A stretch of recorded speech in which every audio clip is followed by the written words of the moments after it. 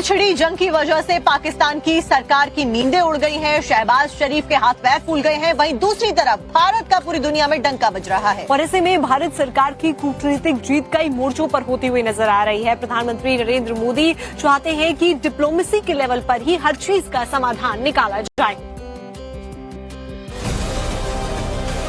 Iran जंग को लेकर विपक्ष भले ही नरेंद्र सरेंडर वाला बयान दे रहा है, सियासी रोटी सेकने के लिए मोदी सरकार पर गंभीर आरोप लगाए जा रहे हैं, लेकिन अपोजिशन के हमले से भारत सरकार घबरा नहीं रही है, बल्कि देश के सामने जो मुद्दे हैं उसे डिप्लोमेटिक चैनल से सुलझाए जा रहे हैं।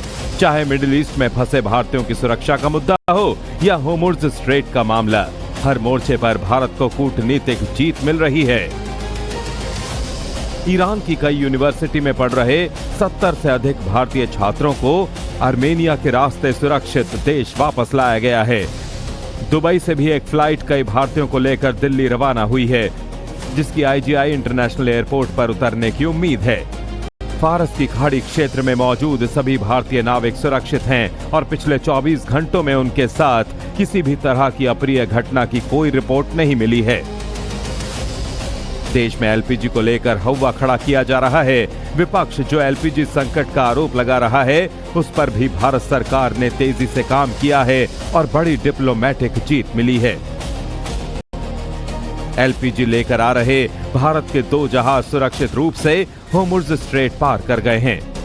भारतीय झंडे वाले एलपीजी कैरियर शिवालिक और नंदा देवी ने शनिवार होर्मुज़ स्ट्रेट पार किया।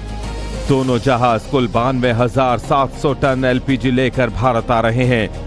ईरान ने एक दिन पहले इन जहाजों को गुजरने की अनुमति दी थी और अब ये भारत के पश्चिमी तट की ओर बढ़ रहे हैं।